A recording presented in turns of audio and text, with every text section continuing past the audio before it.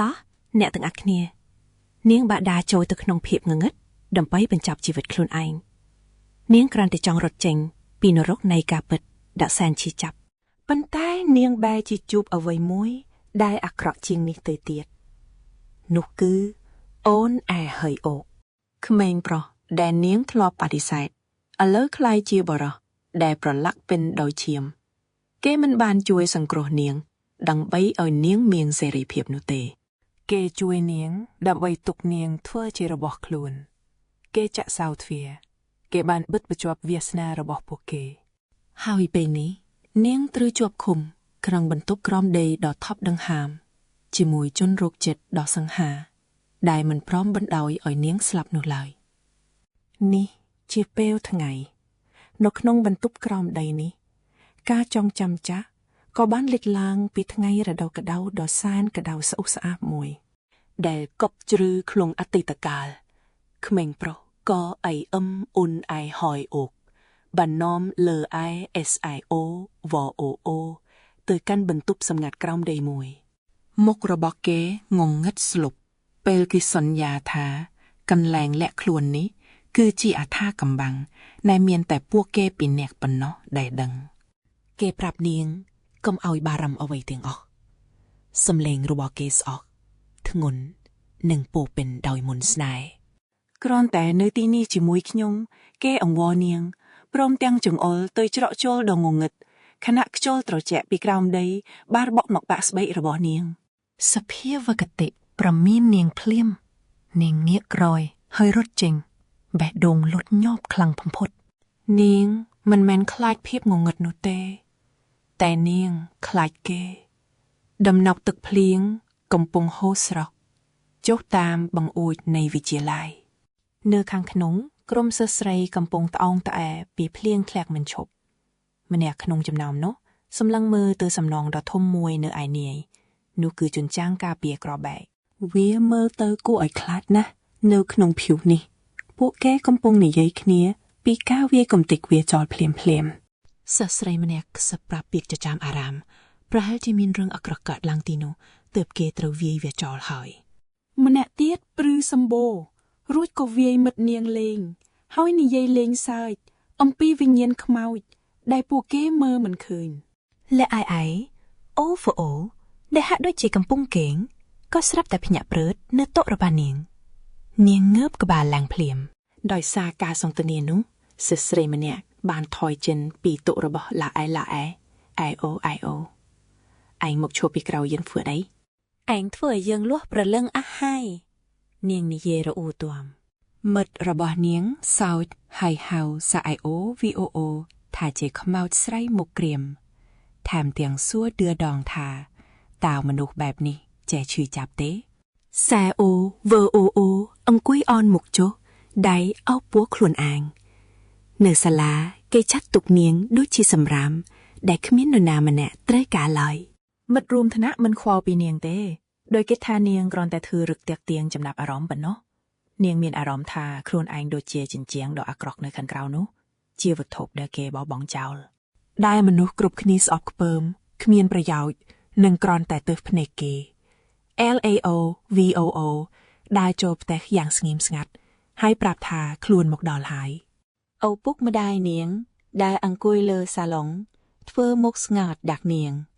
ឪពុករបស់នាងនិយាយថានាងគួរតែមកផ្ទះឲ្យយឺតជាងនេះ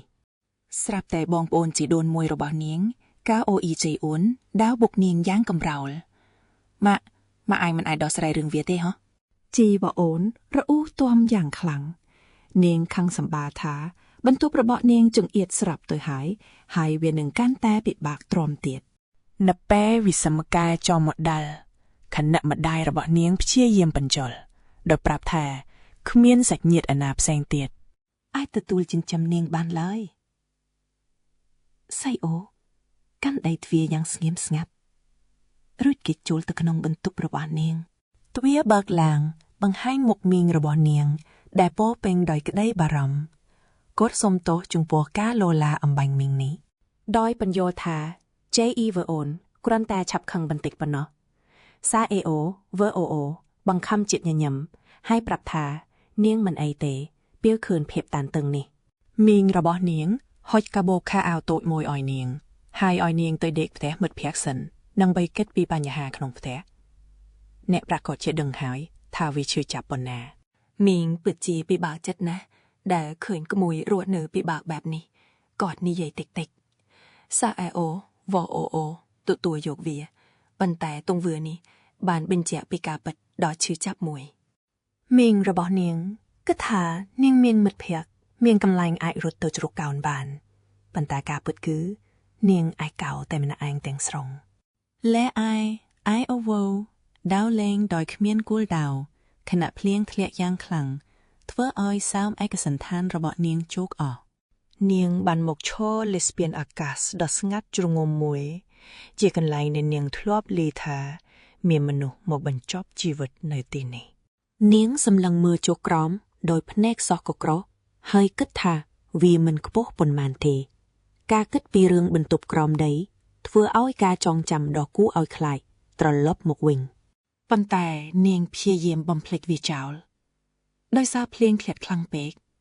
ហើយគ្មានកន្លែងត្រូវទៅទៀតនោះនាងសម្លឹងមើលទៅខាងក្រោមភ្នែករបស់នាងសម្លឹងចំទ្វារដែកនៃបន្ទប់ក្រោមដីមួយដែលនៅជាប់នឹងទួលស្មាខាងក្រោមដែលជាកន្លែងជ្រោះកោនតែមួយគត់ពីព្យុះភ្លៀងដ៏ខ្លាំងក្លានេះទ្វារដ៏ធ្ងន់នោះបានបិទកាត់ផ្ដាច់ពីពិភពខាងក្រៅហើយទៀងលាអៃអេអូអអេចូលទៅក្នុងភាពថប់ដង្ហើមនៃបន្ទប់នោះខ្យល់នៅទីនេះហប់ហើយសើមស្អិតស្អិតជាប់នឹងស្បែករបស់នាងខណៈនាងដើរចុះទៅក្នុងភាពងងឹតរាល់ជំហានដែលនាងដើរមានសំឡេងខ្ទរក្នុងភាពស្ងៀមស្ងាត់វាជាចង្វាក់ដ៏ឯកក្នុងទីធ្លាដ៏ទទេស្អាតនេះបន្ទាប់ពីរាវរកឃើញបន្ទប់ទឹកនិងបដូរខោអាវរួចរាល់នាងក៏ដេកលើសាឡុងដ៏ប្រឡាក់ធូលីមួយកន្លែងដ៏ចង្អៀតនេះហាក់ដូចជាផ្ដល់ភាពកក់ក្ដៅចម្លែកមួយពេលនាងខំប្រឹងបិទភ្នែកដើម្បីរត់គេចពីភាពងងឹតទាំងខាងក្រៅនិងក្នុងចិត្តរបស់នាងបួងសួងសុំឲ្យមានថ្ងៃល្អជាងនេះស្រាប់តែមានសំឡេងដៃកកិតគ្នាបន្លឺឡើងកាត់ផ្ដាច់ភាពស្ងប់ស្ងាត់ចាំមើលណារឿងរន្ធត់ចាប់ផ្ដើមហើយឡាយអែអេអូភ្ញាក់ព្រើតពីសាឡុងនោះភ្លាមបេះដូងរបស់នាងស្រាប់តែលោតញាប់ខ្លាំងសឹងតែធ្លាជាងក្រៅចាប់ផ្ដើមមកភ្នែករបស់នាងបើកធំធំសម្លឹងទៅចិន្តានោះទ្វារលេនឋានដ៏ធ្ងន់ណែនាងចាំច្បាស់ថាបានបិទជិតវាបែរជាកំពុងចំហទៅវិញពន្លឺព្រាលចាំងចូលមកក្នុងភាពងងឹតដ៏គួរឲ្យថប់ដង្ហើមនេះអារម្មណ៍ភ័យខ្លាចដ៏ត្រជាក់ស្រេបបានគ្របដណ្ដប់ពេញរាងកាយរបស់នាងច្បាស់ណាស់ថាបានបិទវាហើយទ្វារនេះគ្មានផ្លូវអាចរបើកដោយខ្លួនឯងបាននោះទេគំនិតដ៏គួរឲ្យខ្លាចមួយបានផុសឡើងមាននរណាម្នាក់ផ្សេងទៀតនៅទីនេះនាងមិនមែននៅម្នាក់ឯងទេអ្នកនឹងខ្ញុំកំពុងទស្សនាឈុតដ៏រន្ធត់នេះភ្លើងក៏លោតឆេកឆាចហើយខ្យល់ប្រែជាក្តៅស្អុះស្អាប់ភ្លាមរាងកាយរបស់លីស៊ូវូកក់ថ្មឹងនៅចុងម្ខាងនៃច្រករបៀងបេតុងដ៏វែងនោះស្រមោលមួយបានលេចចេញពីភាពងងឹតដើរទម្រង់មុខយ៉ាងច្បាស់លាស់បេះដូងរបស់នាងលោតញាប់ដង្ហប់ពេលនាងចំណាំបានថាវាជាឯកសណ្ឋានសាលារបស់នាងវាប្រឡាក់ដោយស្នាមសើមពណ៌ក្រហមងងឹតសំឡេងយំមួយបានបន្លឺចេញពីបំពង់កនាងប្រញាប់ងាកក្រោយហើយរត់ត្រឡប់ឡើងជណ្ដើរវិញតែទ្វារដែកដ៏ធ្ងន់នោះក៏ទាញបិទយ៉ាងខ្លាំងស្របពេលម្រាមដៃនាងប៉ះចង្កឹះទ្វារស្រាប់តែមេងដៃមួយទៀតប្រឡាក់ដោយឈាមបានចាប់ទាញវាពីម្ខាងទៀតបិទនាងឲ្យជាប់នៅខាងក្នុងជាមួយគេទ្វារដែកបិទវាំងពួកគេទាំងពីរត្រូវជាប់ក្នុងភាពងងឹតនិងកម្ដៅដ៏ថប់ដង្ហើមនេះជាប់គាំងលើចន្ទាដ៏ចង្អៀតលីស៊ូវូអាចដឹងពីកម្ដៅសាយភាយចេញពីរាងកាយរបស់គីមវ៉ុនយុកដែលឈរនៅខាងក្រោយនាងវត្តមានរបស់គេគឺជាសម្ពាធដ៏ធ្ងន់មួយបេះដូងរបស់នាងលោតញាប់ប្រញាប់ប្រញាល់ស្ទើរតែធ្លាចេញពីទ្រូងទៅហើយនាងងាកយឺតភ្នែកដ៏ភ័យខ្លាចរបស់នាងប្រសពនឹងកែវភ្នែកដ៏ត្រជាក់ស្រៀបរបស់គេពេលនាងចំណាំផ្ទៃមុខដ៏ទ្រុឌទ្រន់នោះ សំណួរខ្សឹបខ្សួលមួយបានបន្លឺឡើងក្នុងភាពស្ងាត់ជ្រងំគេជាមនុស្សតែម្នាក់គត់ដែលគ្រប់គ្នាបានប្រមាននាងឲ្យនៅឆ្ងាយហើយក៏ជាមនុស្សតែម្នាក់ដែលនាងធ្លាប់ហ៊ានចូលទៅក្បែរពេលនេះនាងបែរជាត្រូវជាប់ឃុំជាមួយគេទៅវិញបរិយាកាសកាន់តែថប់ដង្ហើមនិងក្តៅខ្លាំងពេលដែលលីស៊ូវូងើបសម្លឹងទៅកាន់គីមវ៉ាន់យុកផ្ទៃមុខរបស់គេពោពេញទៅដោយស្នាមឈាមយ៉ាងច្រើនហើយអាវរបស់គេប្រឡាក់ពេញទៅដោយស្នាមឈាមដ៏គួរឲ្យខ្លាចគេទប់ខ្លួនផ្អែកនឹងជញ្ជាំងយ៉ាងលំបាកកែវភ្នែកដ៏មុតស្រួយរបស់គេសម្លឹងមករកនាងគេលូកដៃរំលងនាងហើយចាប់យកកង់ទ្វារដែកដ៏ធំនោះហើយមូលវាបិទយ៉ាងដាច់អស់ហង្ការគេបានបិទចាក់សោពួកគេទាំងពីរញ៉ាឲ្យនៅកប់ក្នុងភាពងងឹតដ៏គួរឲ្យខ្លាចនេះភាពព្រឺសម្បូររត់ពេញខ្លួននាងស្ថានភាពនេះរន្ធត់ណាស់ប៉ុន្តែក្តីភ័យខ្លាចកាន់តែខ្លាំងព្រោះនាងស្គាល់គេច្បាស់ដោយនឹកឃើញដល់តំណែងទំនងដ៏ខ្លីរបស់ពួកគេតាំងពីបឋមសិក្សាការចងចាំរបស់លីស៊ូវូបានត្រឡប់ទៅកៅនាងអាយុ10ឆ្នាំក្រោយពេលបាត់បង់ឪពុកម្ដាយក្នុងសោកនាដកម្មមួយនាងត្រូវទៅរស់នៅជាមួយមីងហើយបដូរទៅរៀនថ្នាក់ជាមួយជីវុនដែលជាបងប្អូនជីដូនមួយរបស់នាងក្នុងពិភពលោកថ្មីដ៏ចម្លែកនេះនាងបានតោងទាមមនុស្សតែម្នាក់គត់ដែលនាងស្គាល់នាងតែងតែដើរតាមជីវុននិងមិត្តភក្តិរបស់គេប៉ុន្តែនាងនៅតែមានអារម្មណ៍ឯកោដោយសារតែរឿងសោកសៅក្នុងចិត្តស្រាប់តែថ្ងៃមួយសំឡេងស្រែកដ៏គួរឲ្យរន្ធត់បានបំបែកភាពស្ងាត់ជ្រងំក្នុងបន្ទប់នាងភ្ញាក់ព្រឺតបេះដូងលោតញាប់សន្ធឹកពេលរត់ទៅមើលតាមបង្អួចតើវាជាសំឡេងស្រែកគ្រោះនាងគិតបណ្ដើអើតមើលទៅខាងក្រោមបណ្ដើក្មេងប្រុសឯកោអ្នកអង្គុយលើកាំចន្ទើចាប់ពីថ្ងៃនោះមកចំណាប់អារម្មណ៍ដ៏ចម្លែកមួយបានកើតឡើងលីស៊ូវូតែងតែលួចមើលក្មេងប្រុសផ្ទះក្បែរខាងតាមបង្អួចរបស់នាងវត្តមានដ៏ស្ងប់ស្ងាត់របស់គេជួយលួងលោមភាពឯកោរបស់នាងបានខ្លះនៅទីបំផុតនាងបានសួរទៅកាន់ជីវុនថាគេជានរណាខណៈដែលនាងកំពុងមើលទូរស័ព្ទជីវុនប្រាប់ថាគេឈ្មោះគីមវ៉ុនហ៊ុកប៉ុន្តែភ្លាមនោះសំឡេងនាងក៏ប្រែជាធ្ងន់នាងទម្លាក់ទូរស័ព្ទចុះហើយប្រមានស៊ូវូឲ្យនៅឲ្យឆ្ងាយពីគេបរិយាកាសត្រជាក់ស្រេបពេលដែលជីវុនប្រាប់ពីមូលហេតុដ៏គួរឲ្យខ្លាចនោះឪពុករបស់គេគឺជាឃាតកៈដែលបានសម្លាប់មនុស្សស៊ូវូកក់ថ្មឹងខណៈពាក្យសម្ដីដ៏តក់ស្លុតនេះបន្លឺរងងពេញក្នុងបន្ទប់ជីវ័នបង្ហាញការពិតដ៏រន្ធត់នេះគ្រួសារគេរើមកទីនេះដើម្បីលាក់បាំងរឿងដែលឪពុកវ៉ុនសុកបានបង្កសោកនាដកម្មពាក្យចាចាមអារាមបានសាយភាយយ៉ាងលឿនមនុស្សស្រីដែលស្រែកនោះនាងបន្តទៀតថាប្រហែលជាម្ដាយរបស់គេដែលបានប្រែប្រួលជារៀងរហូតដោយសារហេតុការណ៍នោះជីវ័នរអ៊ូរទាំដោយក្តីធុញទ្រាន់ហើយព្រមានស៊ូវូឲ្យនៅឆ្ងាយពីគេព្រោះអ្នកណានៅសាលាក៏ស្អប់គេដែរពេលក្រោយមកស៊ូវូក៏បានឃើញរឿងនេះផ្ទាល់ភ្នែកនាងឈោមើលក្មេងប្រុសមួយក្រុមសរសេរពាក្យស្អប់ខ្ពើមលើទ្វាររបងផ្ទះគេរួចរត់គេចបាត់ទៅនាងឈរកក់ថ្មឹងសម្លឹងមើលអក្សរដកខោខៅទាំងនោះ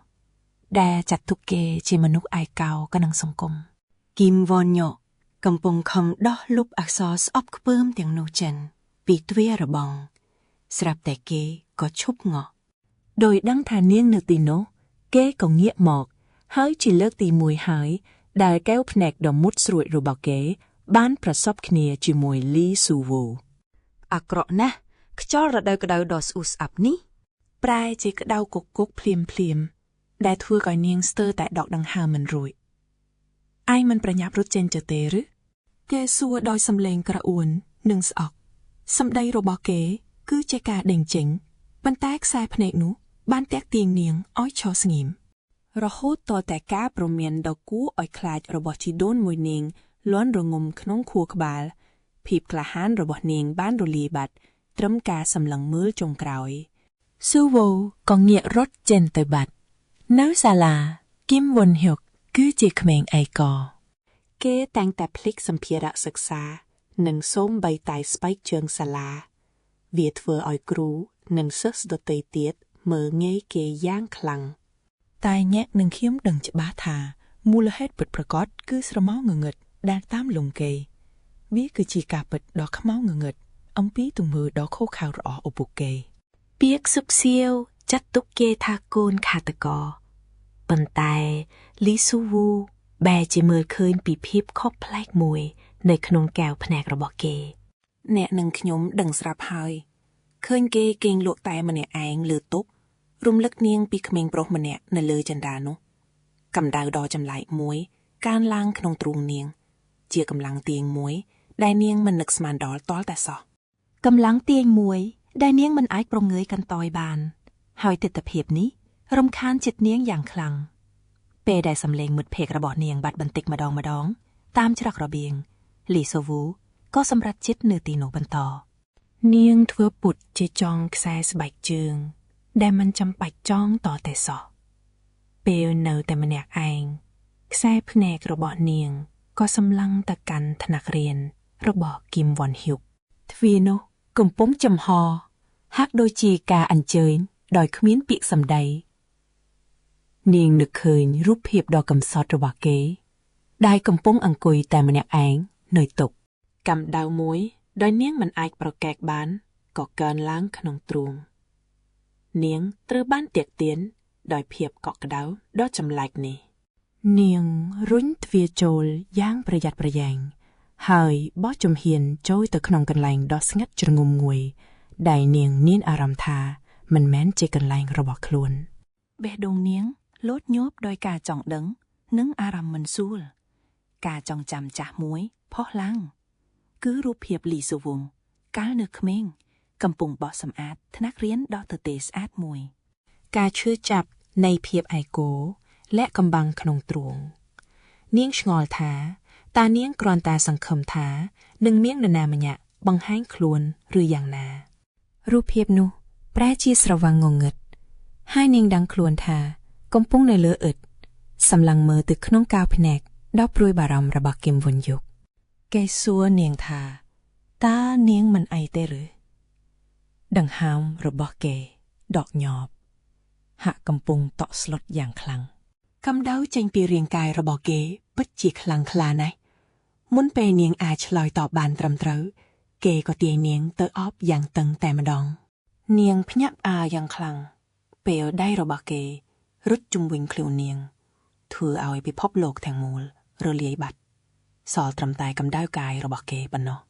ភាពភ័យស្លន់ស្លោឆាបឆេះក្នុងទ្រូងលីសូវូនាងព្យាយាមរើបំរាស់ពីការអបរឹតយ៉ាងតឹងរបស់គីមវ៉ុនហ៊ុកខណៈដែលក្នុងគំនិតរបស់នាងកំពុងស្រែកប្រាប់ខ្លួនឯងថាត្រូវទៅហៅគ្រូមកជួយតែគេមិនព្រមលេងនាងឡើយសំឡេងរបស់គេលុនឡើងខ្សោយជាការអង្វរករយ៉ាងអស់សង្ឃឹមតែគុំទៅអីការចងចាំមួយបានវាយលុកអារម្មណ៍របស់នាងភ្លាមតែម្ដងនេះជាលើកទី1ហើយដែលនាងធ្លាប់បាននៅជិតគេយ៉ាងខ្លាំងដល់ថ្នាក់នេះចិត្តគ្រប់គ្រាន់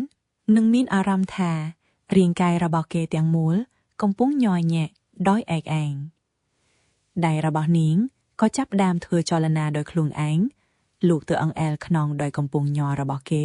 យ៉ាងថ្នមកាយវិការលួងលោមនោះកើតឡើងម្ដងទៀតនៅពេលនេះហើយនាងមានអារម្មណ៍ថាភាពតានតឹង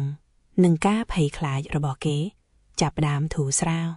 រាងកាយតូចរបស់គេញ័រទង្គិចនឹងនាងដោយអោបយ៉ាងតឹងគំនិតដ៏តក់ស្លុតមួយបានលេចឡើងក្នុងក្បាលរបស់លីសូវូពេលនាងសម្លឹងចុះទៅមើលគេប្រសិនបើនាងមិនបានឲ្យគេចេញមកក្រៅទេរឿងអាក្រក់ច្បាស់ជាកើតឡើងមិនខានគេច្បាស់ជាត្រូវគេបោះបង់ចោលឲ្យនៅតែម្នាក់ឯងក្នុងកន្លែងដ៏ងងឹតសូន្យៗនោះការយល់ដឹងនេះបានចាក់ឫសយ៉ាងជ្រៅនៅក្នុងចិត្តនាងជាសំឡេងស្ងប់ស្ងាត់ការយល់ចិត្តគ្នាមូលហេតុដែលនាងអាចចូលទៅចិត្តគីមវ៉ុនហ៊ុកបាននៅថ្ងៃនោះគឺពិតជាសាមញ្ញបំផុតនាងមើលឃើញព្រលឹងដែលកំសត់ដូចគ្នាជាក្មេងម្នាក់ទៀតដែលរស់នៅក្នុងភាពងងឹតដូចជារូបនាងផ្ទាល់អ៊ីនចង់ដែរគេក្តាប់អោនាងយ៉ាងតឹងដើម្បីស្វែងរកភាពកក់ក្ដៅពីនាងបរិយាកាសឆ្នូរថ្នាក់រៀននោះគឺស្ងាត់ជ្រងំតែម្ដងការចងចាំមួយបង្ហាញពីលីសូវូ ដែលកំពុងដើរចូលទៅជិតគីមវ៉ុនយុកពីក្រោយយ៉ាងប្រុងប្រយ័ត្នដៃរបស់នាងស្តាក់ស្ទើមួយសន្ទុះមុនពេលទះស្មារបស់គេថ្នមវាជាកាយវិការលួងលោមដ៏តូចមួយប៉ុន្តែមានអត្ថន័យជ្រាលជ្រៅគ្រាន់តែប៉ះគ្នាភ្លាមខ្យល់អាកាសជុំវិញខ្លួនពោពេញដោយកម្ដៅដ៏ចម្លែកមួយនាងហៅឈ្មោះគេស្រាលថាវ៉ាន់ហ៊ុកហាក់ដូចជាសម្លេងរបស់នាងបានបំបែកមុនអាគមដ៏ខ្មៅងងឹតស្រាប់តែគេងាកទៅមុខរួចដួលសន្លប់លើខ្នើយក្នុងដំណេកដ៏ក្តៅខ្លួនការចងចាំនោះកាន់តែបង្ហាញច្បាស់ជាមួយរូបភាពតូចតូចសាទមួយដែលគេគួរតែអង្គុយនៅទីនោះឥឡូវអ្នកសាគិតមើលចុះគេបានអវត្តមានពីសាលា3ថ្ងៃពេញទៅហើយគំនិតរបស់លីសូវូអណ្ដែតទៅរកគីមវ៉ុនហ៊ុកនាងងឿងឆ្ងល់ថាហេតុអ្វីបានជាគេមិនមកសាលាក្តីបារម្ភស្ងាត់មួយក៏កើតឡើងតើគេនៅតែឈឺមែនទេពេលក្រោយមកនាងក៏បានប្រទះឃើញគេអង្គុយចងហុកនៅក្បាលច្រកទ្វារកំពុងព្យាយាមដុសលុបអ្វីមួយពីបងដែកគ្រាន់តែឃើញនាងភ្លាមគេក៏ស្ទុះក្រោកឈរហើយងាករត់ចិនទៅភ្លាមគេបានទម្លាក់កន្សែងដែលកំពុងកាន់ចោលបាត់ទៅហើយភាពស្ងៀមស្ងាត់ដ៏ធ្ងន់ធ្ងរគ្របដណ្ដប់ចន្លោះពេលនោះសូវូឈរមើលទាំងមានអារម្មណ៍ច្របូកច្របល់ខណៈដែលគេហាក់ដូចជាកំពុងរត់គេចពីនាងម្ដងទៀតវ៉ុនយុកនាងស្រែកហៅគេក៏ឈប់នាងលើកចុះលុបតូចមួយឡើងដើម្បីស្នើជាដំណោះស្រាយដល់គេប្រើមួយនេះល្អជាងលីសាវូដាក់ជាប់លុបតូចនោះនៅលើសសរដែលខាំងរវាងពួកគេទាំងពីរបរិយាកាសកាន់តែកក់ក្ដៅពោពេញដោយពាក្យសម្ដីដែលមិនបាននិយាយខ្ញុំនឹងឲ្យឯងខ្ចីវាទៅចុះនាងនិយាយដោយសំឡេងស្រទន់នាងប្រាប់គេឲ្យយកវាមកសងវិញនៅសាលានាថ្ងៃស្អែកវាជាលេសដ៏ច្បាស់លាស់មួយដើម្បីបានជួបគេម្ដងទៀតគីមវ៉ុនយុកក្រឹងតែឈរសម្លឹងមើលនាងកែវភ្នែកដ៏ខ្មៅងងឹតរបស់គេបើកធំដោយក្តីភ្ញាក់បន្ទាប់ពីនាងងៀតរៀបនឹងដាវចិនគេក៏ស្ទុះទៅមុខហើយឆក់យកជាប់លុបពីលើសសរនោះយ៉ាងលឿនគេក្តាប់វាជាប់យ៉ាងតឹងវាជាខ្សែចំណងពិតប្រាកដមួយដែលក្តាប់នៅក្នុងបាតដៃរបស់គេការសន្យាដ៏តូចនេះពិតជាមានប្រសិទ្ធភាពគីមវ៉ុនហ៊ុកបានមកសាលានៅថ្ងៃបន្ទាប់នោះតែម្ដងលីសូវូចងចាំពីរបៀបដែលគេคล้ายជាស្រមោលតាមនាងបន្ទាប់ពីរឿងនោះរបាំងការពារដ៏រឹងមាំរបស់គីមវ៉ុនហ៊ុញុកត្រូវបានរលាយបាត់ទាំងស្រុងពួកគេចាប់ផ្ដើមចំណាយពេលវេលាជាមួយគ្នានៅលើចន្ទានោះដែលជាកន្លែងនាងធ្លាប់លូតសម្លឹងមើលគេពីខាងលើជានិច្ចក្រសែភ្នែករបស់គេពេលនេះសម្លឹងមកនាងជំនួសឲ្យការសម្លឹងមើលឥតប៉ុន្តែភាពកក់ក្ដៅនោះមានរយៈពេលខ្លីបំផុតហេតុការណ៍ដ៏រន្ធត់មួយបានបំបែកចំណងដ៏ផុយស្រួយរបស់ពួកគេធ្វើឲ្យអ្វីៗគ្រប់យ៉ាងប្រឡាក់ដោយឈាមនៅពេលនេះនាងត្រូវប្រឈមមុខនឹងការពិតនាងបានបោះបង់ជូវុនហ៊ុកដែលជាកូនប្រុសរបស់បុរសម្នាក់ដែលបានប្រព្រឹត្តទង្វើដ៏ព្រៃផ្សៃហើយនាងក៏រត់គេចខ្លួនបាត់ទៅពេលនេះគីមវ៉ុនហ៊ុកក្រោកឈរឡើងរាងកាយគេคล้ายជារបាំងរារៀងរវាងនាងនិងច្រកចេញកុំចេញទៅគេអង្វរពាក្យនេះបានដាស់ការចងចាំដ៏ស្រពិចស្រពិលមួយពេលដែលនាងធ្លាប់អោបគេក្នុងគ្រាដ៏ផុយស្រួយមួយឡើយឯអូញ័រខ្លួនបែកគំនិតរវាងអតីតកាលនិងបច្ចុប្បន្នទូរស័ព្ទរបួតពីដៃធ្លាក់ខ្ទាតលើកាំចិនដោយដៃអ្នកទាំងអស់គ្នាសាកគិតមើលតើវាតានតឹងប៉ុណ្ណាទៅគេទាញនាងចេញពីច្រកទ្វារការក្តាប់យ៉ាងណែនកំដៅពីខ្លួនគេហុំផាត់នាងពេលគេប្រាប់ដដែលថាខាងក្រៅវាគ្រោះថ្នាក់ណាស់កែវភ្នែកគេមុតស្រួតពេលបញ្ជានាងចុះទៅក្រោមវិញក្នុងខួរក្បាលឡាអែឡាអូពេលនេះពេញទៅដោយសំណួររាប់សិបហេតុអ្វីចេញមិនបានចុះមិនបានជាគេខ្លាចជាបែបនេះភ្នែកនាងសម្លឹងទៅដៃប្រឡាក់ឈាមរបស់គេអារម្មណ៍ព្រឺសម្បូរនឹងការភ័យខ្លាចចាប់ដើមលេចឡើងឬមួយក៏ជាគេបោះជំហានយឺតចុះមករកនាង ម្ដងមួយជំហានវត្តមានគេគ្រប់ដណ្ដប់ទីធ្លាចង្អៀតនេះបរិយាកាសឡើងកម្ដៅនិងតានតឹងបំផុតនាងឃើញភាពសប្សន់លើមុខគេហើយយល់ពីសភាពទន់ខ្សោយនេះបើនាងស្មានត្រូវការញុះញង់ក្មេងប្រុសដែលនាងធ្លាប់បោះបង់គឺជាកំហុសដ៏ធំមួយនាងទប់ដង្ហើមសម្រេចចិត្តធ្វើតាម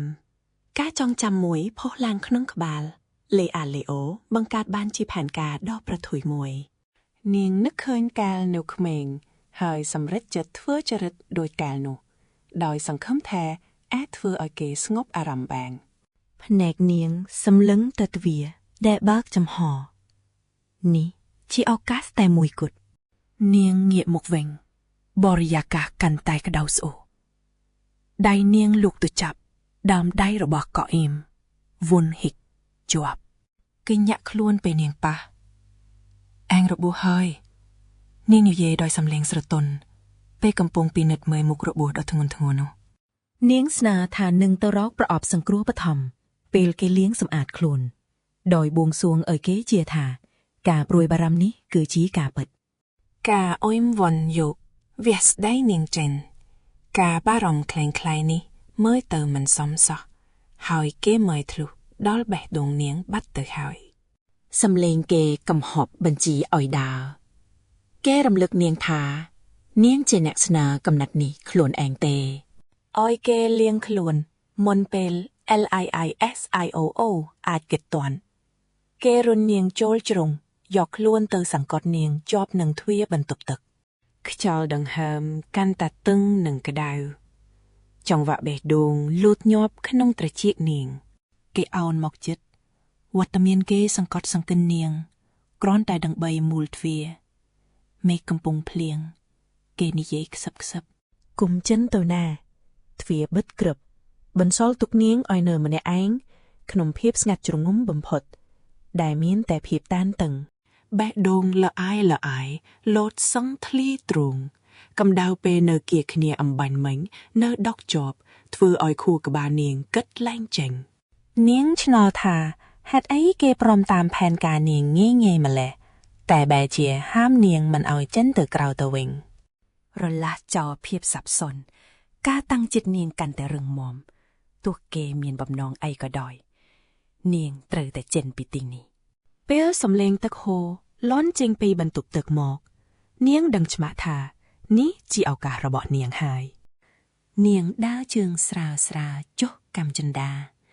តាំងចិត្តថានឹងយកទូរស័ព្ទរួចរត់ចេញដោយយកដៃស្ទាបរកលើឥដ្ឋដែលនាងច្បាស់ថាវាធ្លាក់នៅទីនោះសំឡេងគោះទ្វារយ៉ាងខ្លាំងលាន់ពីបន្ទប់ទឹកធ្វើឲ្យអូកាំងស្ងៀមមួយកន្លែងសំឡេងរបស់កអ៊ីមវ៉ាន់ហ៊ុកបន្លឺកាត់សូរសំឡេងទឹកហូរយ៉ាងច្បាស់ហើយឈ្មោះរបស់នាង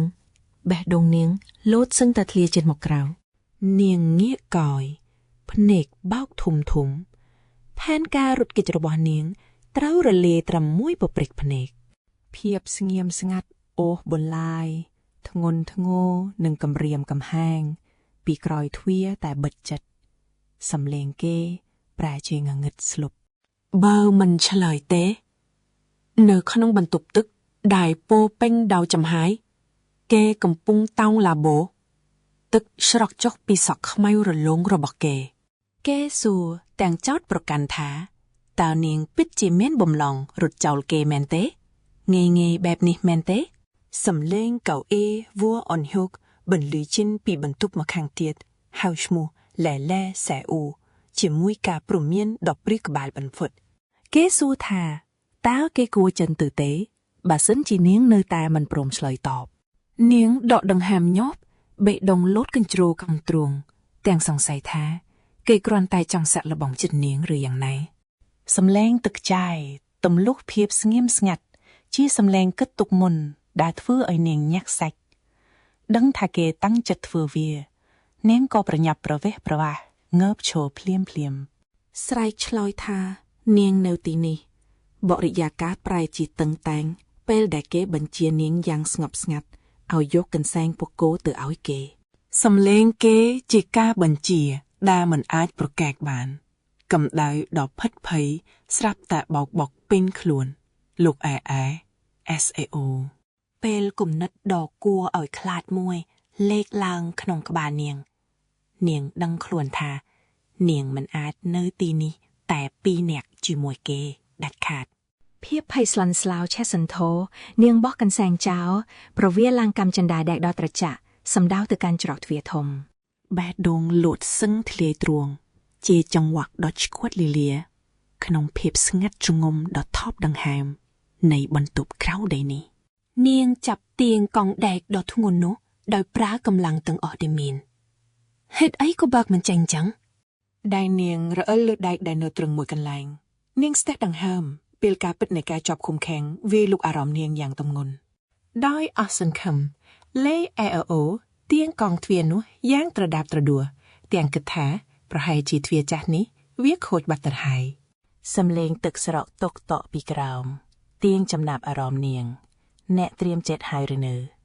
នាងកាំងថ្មឹងងាកមើលស្របពេលកូអ៊ីមហ្វូអ៊ុនហ៊ុកដើរចេញមកចំពីមុខតែម្ដងទឹកដក់រលោងលើស្បែកកែបញ្ចេញដើមទ្រូងអាក្រាតបរិយាកាសកាន់តែធ្ងន់ធ្ងរក្តៅគុកគុកនិងពេញដោយភាពគ្រោះថ្នាក់អ្នកទាំងអស់គ្នាសូមមើលឲ្យច្បាស់គាត់ងើបសម្លឹងមើលនាងសម្លេងដ៏ត្រជាក់ស្រែបបញ្ជាក់ថាគាត់គិតថាទៅយកកន្សែងខ្លួនឯងលឿនជាងកម្ដៅភ័យប្រកាច់វាយលុកផ្ទៃមុខនាងខណៈខួរក្បាលស្រែកប្រាប់ថាគាត់មិនបានពាក់អាវមុខរបស់ឡាក្តៅភាយគំនិតនាងច្របូកច្របល់ហេតុអ្វីគាត់លិចមុខបែបនេះនាងឈរថ្មឹងរឹងកុកនៅលើកម្មចិន្តានាងរើខ្លួនមិនរួចនេះមិនមែនជាមនុស្សដែលនាងស្គាល់ទេស្រមោលខ្មៅគ្រប់ដណ្ដប់នាងពេលក៏អ៊ុយវនហៀតដើរចូលមកជិតពីក្រោយដៃដ៏កក់ក្ដៅរបស់គាត់ក្រសោបដៃនាងលើកង់ដែកដ៏ត្រជាក់គាត់អោនមកចិត្តខ្សឹបក្បាលត្រជាក់នាងបញ្ជាក់ពីការភ័យខ្លាចដ៏ជ្រៅវាបើកមិនចេញទេភាពព្រឺសម្បររត់កាត់រាងកាយពេលដឹងថាគាត់នៅទីនោះតាំងពីដើមមកកែមវន់ហើយយកគៀបនាងជួបនឹងចិន្តាដីរាងកាយគាត់សាយភាកម្ដៅដ៏ថប់ដង្ហើមគាត់អោនគៀកខ្សឹបតិចក្បែរត្រជាក់នាងរំលឹកថាកាលមុនគាត់ធ្លាប់ប្រមាននាងអំពីចិន្តាដ៏គ្រោះថ្នាក់នេះនាងទប់ដង្ហើមដំណាក់ទឹកមួយតក់ពីសក់គាត់ស្រក់មកចាំថ្ពលនាងរដាក់រដប់សួររឿនកន្សែងដែលគាត់ត្រូវការគាត់គ្រាន់តែឆ្លើយថាបាទកៅភ្នែកដ៏មុតស្រួចរបស់គាត់សម្លឹងនាងមួយសន្ទុះបន្ទាប់មកគាត់បែរចេញសម្លេងសម្រឹបជើងបន្លឺឡើងខណៈគាត់ដើរចេញទៅទុកឲ្យនាងឈរគាំងនិយាយមិនចិនលើចិន្តាដ៏ត្រជាក់កម្ដៅដ៏ថប់ដង្ហើមនៃវត្តមានគាត់បានស្រោបចុះហើយឡក់សាយអូខំដកដង្ហើមគាត់ទៅបាត់ហើយកែវភ្នែកនាងសម្លឹងចុះក្រោមចិន្តាដែកហើយឈប់ងក់លើវត្ថុដែលធ្លាប់ស្គាល់លើបេតុងនោះគឺទូរស័ព្ទរបស់នាងព្រះអើយមិនតាន់ទាំងបាត់តក់ស្លុតផងសំឡេងរបស់កូអ៊ីមវុនហ៊ុកបន្លឺទៅលុះភាពស្ងាត់ជ្រងំគាត់ឈរនៅមាត់ទ្វាររាងកាយអាក្រាតរបស់គាត់នៅតែសើមខណៈគាត់កំពុងជូតសក់គាត់សួរហេតុអ្វីនាងនៅឈរទីនោះនាងភ័យស្លន់ស្លោចុះពីចិន្តាស្របពេលគាត់បើកទ្វារមួយទៀតគាត់ឈប់ហើយងាកមកមានរឿងមួយខ្ញុំត្រូវប្រាប់នាងពាក្យសម្ដីគាត់ធ្វើឲ្យបរិយាកាសតានតឹងកែវភ្នែកលែសម្លឹងទៅទ្វារដ៏ធំដែលបិទជិតផ្លូវចេញតែមួយគត់ខណៈគាត់កំពុងជូតសាក់យ៉ាងរំភើយក៏អេមវុនហ៊ុកពន្យល់ថាវាប្រហែលជាបើកលែងចេញហើយវានឹងចាក់សោបើកបិទខ្លាំងពេកគាត់និយាយដោយសំឡេងស្ងប់ស្ងាត់គួរឲ្យខ្លាចប្រាប់នាងកុំឲ្យខ្ជះខ្ជាយកម្លាំងខ្យល់ប្រែជាអាប់អួរលាយឡំនឹងកម្ដៅពីគាត់និងភាពត្រជាក់ស្រេបពីសម្ដីចុងក្រោយរបស់គាត់ភាពភ័យខ្លាចវេលុកនាងខណៈបេះដូងលោតញាប់ដាច់ចង្អាក់គាត់ដឹងរឿងនេះតាំងពីដើមដៃនាងលោកយ៉ាងលឿនចាប់យកទូរស័ព្ទពីលើស៊ីម៉ង់រូបភាពរបស់កអ៊ុយហ៊ុកផុសឡើងក្នុងខួរក្បាលនាងភ្លាមគាត់ឈរក្នុងបន្ទប់ទឹកខ្នងទទេរបស់គាត់តានតឹងខណៈគាត់រឹតអាវស្ពង់ក្នុងឡាបូទឹក សម្លឹងមើលស្នាមឈាមក្រហមខ្មៅរលេក្នុងទឹកជុំវិញដៃគាត់ដៃរបស់លោអាអេអូញ័រទៅត្រើតពេលនាងសម្លឹងអេក្រង់ហេតុអ្វីវាមិនដានាងគិតអស់សង្ឃឹមគ្មានសេវាទេគ្មានផ្លូវរត់រួចឡើយពន្លឺសង្ឃឹមចុងក្រោយបានរលត់ពេលថ្មទូរស័ព្ទលោតសញ្ញាត្រឹម 5% ភាពពិតដ៏សែនអាក្រក់បានវាយលុកនាងយ៉ាងដំណំឥឡូវនេះសូមអ្នកទាំងអស់គ្នាមើលចុះលេនឋានក្រោមដីគួរក្បាលនាងវិលវល់ការភ័យស្លិនស្លាវចាប់ផ្ដើមគ្មានសេវាសោះគ្មានអ្នកណាឲ្យទូរស័ព្ទហៅគ្មានអ្នកណាមករកនាងទេនាងឈរឯកោក្នុងភាពតូចចង្អៀតនៅក្នុងសាលធំដ៏សែនស្ងាត់ជ្រងំជាប់អន្ទាក់ទាំងស្រុងការចងចាំផុសឡើងកូអ៊ីមវ៉ូអូនឃ្យុកមានស្នាមប្រឡាក់លឺអាវនាំនាងចូលមកទីនេះនាងខ្សឹបហៅឈ្មោះគាត់ពីលើឥដ្ឋសំឡេងនាងលាយឡំដោយការភ័យខ្លាចនិងភាពរឹងរូសតើលោកកំពុងគិតអ្វីដែលបិទទ្វារដាក់ខ្ញុំនៅទីនេះមួយរំពេចនោះដៃគាត់ក៏ចាប់ច្របាច់ដើមដៃនាងកម្ដៅភ្លាមនោះធ្វើឲ្យនាងព្រឺអាក្រឺតពេញរាងកាយខ្យល់ក្នុងបន្ទប់ទឹកដ៏កខ្វក់មានអារម្មណ៍ថាថប់និងធ្ងន់ធ្ងរ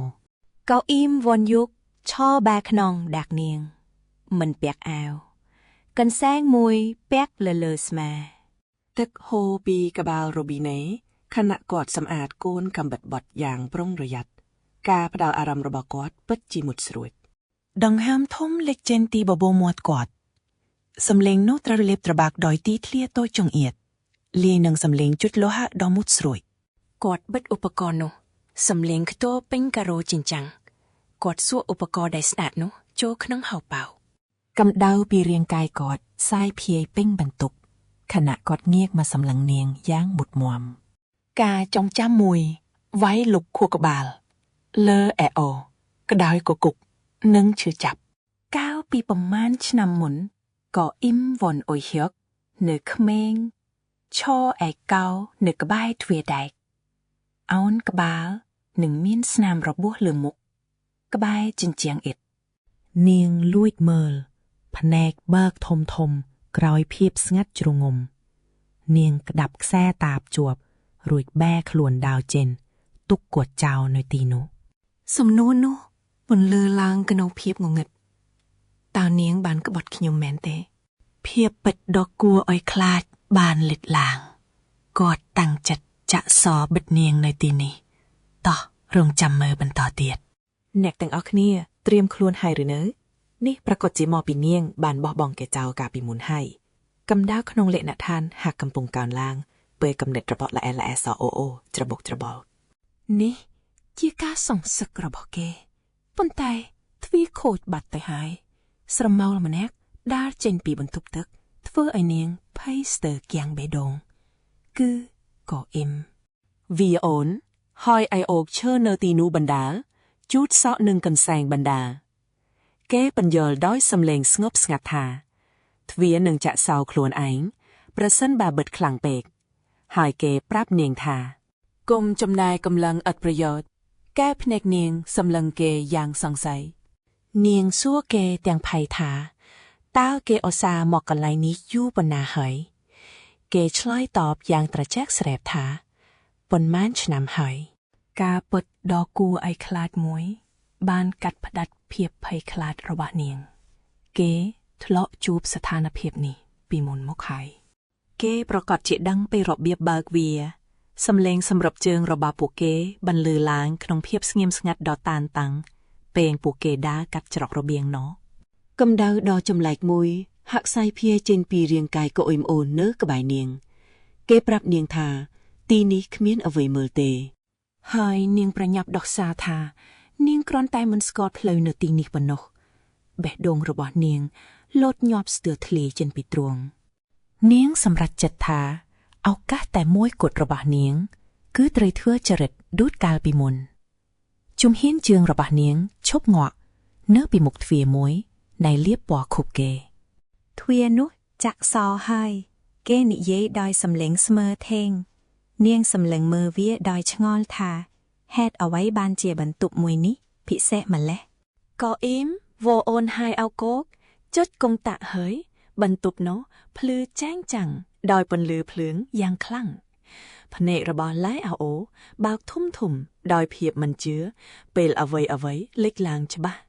វាគឺជាបន្ទប់ជាបាលរោគដែលបំពាក់យ៉ាងពេញលេញគេនាំនាងចូលទៅខាងក្នុងហើយអង្គុយលើគ្រែពិនិត្យជំងឺកង់រទេះពេទ្យបន្លឺសំឡេងពេលគេទាញយកឧបករណ៍ចេញមកបរិយាកាសរវាងពួកគេទាំងពីរមានអារម្មណ៍ថាតានតឹងនិងក្តៅស្អុយស្អាប់ពេលនាងសម្លឹងគេរុំបងរំពោះយ៉ាងស្ទាត់ជំនាញជុំវិញដើមដៃរបស់គេនាងអង្គុយឡើងរឹងខ្លួននៅក្បែរគេចំណែកបេះដូងនាងលោតញាប់ដូចគេវាយស្គរបុកទង្គិចនឹងទ្រូងរបស់នាងខួរក្បាលរបស់នាងកំពុងគិតខ្វាយខ្វល់ជាមួយគោលដៅតែមួយគត់ខ្យល់នៅក្នុងបន្ទប់ដ៏ស្ងាត់ជ្រងំនោះមានអារម្មណ៍ថាក្តៅនិងតានតឹងតើវាឈឺទេអ្នកឯអោអូសួរដោយសំឡេងខ្សឹបស្ទើរតែមិនឮនេះគឺជាឱកាសរបស់នាងហើយការបង្ហាញក្តីបារម្ភប្រហែលជាមានប្រសិទ្ធភាពនៅពេលដែលសំណួររបស់នាងអំពីរបួសរបស់គេត្រូវបានឆ្លើយតបដោយភាពស្ងៀមស្ងាត់ដ៏តានតឹងដៃរបស់គេក្តាប់សង្កត់លើបងរុំរបួសយ៉ាងតឹងនាងប្រញាប់ផ្លាស់ប្ដូរយុទ្ធសាស្ត្រនាងភ្លាមធ្វើបែបហ្នឹងម្នាក់ឯងប្រកាសជាពិបាកហើយមើលទៅនាងនិយាយទាំងបេះដូងលូតញាប់ពេលនាងស្នើចង់ជួយគេទុកឲ្យខ្ញុំជួយចុះក៏អ៊ីមវអូនហៃអៀតសួរភ្នែកដ៏ខ្មៅងងឹតសម្លឹងមើលនាងទឹកមុខមិនអាចស្មានដឹងបំភ្លេចវាចោលទៅទីបំផុតគេក៏និយាយនាងនឹងប្រឡាក់ឈាមមិនខានសអូវអូដឹងភ្លាមថាគេរអាំងចិត្តរឿងប្រឡាក់ឈាមនាងបដូរយុទ្ធសាស្ត្រក្រោកឈរដើរសំដៅទៅរកទូថ្នាំពេទ្យបងរំនេះវែងណាស់នាងនិយាយប្រាប់គេខ្ញុំនឹងយកកន្ត្រៃឲ្យមុនពេលនាងឈានជើងដើរដៃរបស់កអ៊ីមវ៉េអូនហៃអូកលូកចេញមកចាប់កាន់កជើងទីទេរបស់នាងយ៉ាងណែននិងកោះក្ដៅកម្ដៅដ៏ក្ដៅគុកបានរត់កាត់រាងកាយនាងធ្វើឲ្យនាងគៀងធ្មឹងដង្ហើមរបស់នាងស្ទះនៅត្រង់បំពង់កកែវភ្នែកដ៏មុតស្រួចរបស់គេសម្លឹងចំបាតជើងរបស់នាងមានមុតអំបែងកញ្ចាក់ជួបនៅបាតជើងគេរអ៊ូតិចសំឡេងដ៏ស្រទន់របស់គេបន្លឺឡើងក្នុងបន្ទប់បេះដូងរបស់សាអាអូវើអូលោតទូងក្នុងទ្រុងនាងមិនដឹងថាខ្លួនឯងមានរបួសផងនៅឲ្យស្ងៀមទៅកូមអ៊ីមវអូនហូយ៉ូបញ្ជាសំឡេងរបស់គេទៀបហើយនឹងណណវាអាចនឹងកាន់តែធ្ងន់ធ្ងរការចាប់កាន់របស់គេយ៉ាងរឹងមាំពេលគេដកអំបែងកញ្ចក់ចេញពីបាតជើងរបស់នាងយ៉ាងប្រុងប្រយ័ត្នសំឡេងធ្ងរតិចរបូតចេញពីមាត់របស់នាងភ្នែកខ្មៅងងឹតរបស់គេសម្លឹងនាងមួយផ្លែតមុនពេលគេបិទបាំងរំរបួសយ៉ាងថ្នមភាពទន់ភ្លន់ដែលនាងមិននឹកស្មានដល់ពីការប៉ះរបស់គេធ្វើឲ្យនាងភ្ញាក់ព្រឺតហើយរញីក្រញ័រថ្ពលរបស់នាងប្រែជាក្រហមព្រឿងដោយមិននិយាយអ្វីមួយម៉ាត់គេក៏ក្រោកឈរឡើងភ្លាមហើយងាកចេញខ្ញុំទៅបន្ទប់របស់ខ្ញុំសិនហើយលេអេសាអូវអូនិយាយតិចដោយសួរគេថាតើគេមានបំណងចង់កេងទេដោយមិនរងចាំការឆ្លើយតបនោះទេនាងងាកខ្លួនហើយប្រញាប់ដើរចេញទៅក៏អ៊ីមវងហយនៅតែអង្គុយស្ងៀមកែវភ្នែករបស់គេសម្លឹងមើលតាមនាងខណៈដៃគេដាក់លើផ្លៅយ៉ាងស្ងប់ស្ងាត់ពេលក្រោយមកក្រោមពន្លឺស្រអាប់ក្នុងលេនឋាននាងគេងមិនលក់ទាល់តែសោះលុកល្អែអវអប្រែចុះប្រែឡើងលើសាឡុងដ៏តូចនោះភាពស្ងៀមស្ងាត់ដ៏តានតឹងនិងថប់ដង្ហើងបេះដូងលោតក្នុងទ្រូងនាងស្របពេលដែលនាងលួចមើលយ៉ាងប្រុងប្រយ័ត្នទៅកាន់រាងកាយដ៏ស្ងៀមស្ងាត់របស់កុយអឹមនៅលើគ្រែមួយទៀតនាងទប់ដង្ហើមដោយសង្ស័យថាគេកំពុងភ្ញាក់ឬអត់គេងលើសាឡុងនាងគិតថាវាគឺការធានាសុវត្ថិភាព រូបភាពការប៉ះយ៉ាងទន់ភ្លន់របស់កូអ៊ីមវីអូនហៃអាអូពេលគេរំរបួសជើងនាងបានផុសឡើងក្នុងគំនិតរបស់នាងនាងជឿជាក់យ៉ាងមុតមមថាគេស្អប់នាងប៉ុន្តែឥឡូវនាងមិនដឹងសោះថាគេកំពុងគិតអ្វីភាពតានតឹងពេញមួយថ្ងៃទីបំផុតក៏คล้ายទៅជាភាពនឿយហត់ខ្លាំងក្លាហើយត្របកភ្នែកនាងក៏ចាប់ផ្ដើមធ្ងន់ជឿខ្ញុំចោះនាងខំប្រឹងទប់វាព្រោះនាងមិនអាចគេងទេពេលនាងងាយរង្គោះបែបនេះយើងចូលទៅក្នុងភាពងងឹតហើយនាងទប់លែងជាប់ក៏សន្លប់បាត់ស្មារតីដោយមិនដឹងថាកអ៊ុយវ៉នហៀបនៅក្បែរនោះទេឈរយ៉ាងស្ងៀមស្ងាត់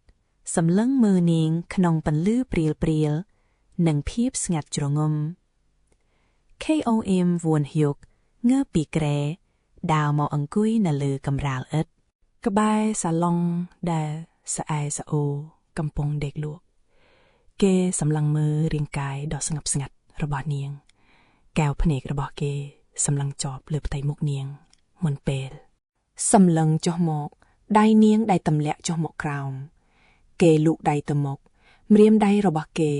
ប៉ះម្រាមដៃនាងយ៉ាងស្រាលនិងស្ទាក់ស្ទើរភាពកក់ក្ដៅយ៉ាងស្ងៀមស្ងាត់បានសាយភារវាងពួកគេពេលដែលគេចាប់កាន់ដៃនាងយ៉ាងថ្នមចូលក្នុងដៃរបស់គេគិតក្នុងចិត្តថានៅទីនេះនៅឡើយភ្នែកសម្លឹងមើលទម្រង់មុខពេលដេកលក់របស់នាងមិនទាន់ផ្លាស់ប្ដូរទេខ្យល់អាកាសកាន់តែធ្ងន់ធ្ងរពោពេញដោយអតីតកាលដ៏អាថាកំបាំងការចងចាំមួយបានផុសឡើងយ៉ាងក្តៅគគុកក្រោមផ្ទៃពណ៌ក្រហមឆ្អៅដៃស្រីម្នាក់ចាប់ក្រសោបក្មេងប្រុសក្អែមយ៉ាងណែនស្មារបស់វុនហៀកភ្នែកគេបើកធំដោយក្តីតក់ស្លុតពេលសម្លឹងមើលស្រមោលដ៏ខ្មៅងងឹតរបស់នាងខ្សឹបថាគេមានមុខមាត់ដូចឪពុកគេបេះបិទការក្តាប់របស់នាងកាន់តែតឹងបង្កើតជាសម្ពាធដ៏ត្រជាក់ញាក់សាច់ដែលធ្វើឲ្យគេញ័រពេញខ្លួនដូច្នេះបើឯងចាប់ផ្ដើមធ្វើចរិតដូចគាត់ទៀតសំឡេងនាងបាត់ទៅវិញបន្សល់ទុកនៅភាពគួរឲ្យខ្លាចការគំរាមគំហែងដែលមិនបាននិយាយចេញមកបានអណ្ដែតក្នុងបរិយាកាសដ៏ធ្ងន់ធ្ងរពាក្យសន្យាពីអ្វីដែលនាងនឹងធ្វើនៅតែដក់ជាប់ដុតរោលក្នុងគំនិតរបស់គេកៅអីអូនយកភ្ញាក់ព្រឿតមកកាន់បច្ចុប្បន្នវិញខំប្រឹងដកដង្ហើមយ៉ាងហត់អាយសម្ពាធនៃការចងចាំនៅតែច្របាច់ករបស់គេជាប់គេដកដង្ហើមធំអោនពីលើละអៃអៃអូអូដែលកំពុងដេកលក់យ៉ាងស្ងប់ស្ងាត់នៅលើគ្រែអារម្មណ៍ហត់នឿយយ៉ាងខ្លាំងបានគ្របដណ្ដប់មកលើរូបគេទឹកភ្នែកមួយតំណបានស្រក់ចុះមកលើថ្ពួលរបស់គេផ្ដួលខ្លួនចុះគេងក្បែរនាងយ៉ាងថ្នមកន្លែងតូចនេះក្តៅភ្លាមដោយសារវត្តមានគេដង្ហើមដកដង្ហក់របស់គេចាប់ផ្ដើមស្ងប់ស្ងាត់ដែលស្វែងរកភាពភ័យស្រួយមួយស្របចង្វាក់គ្នានឹងដង្ហើមនាង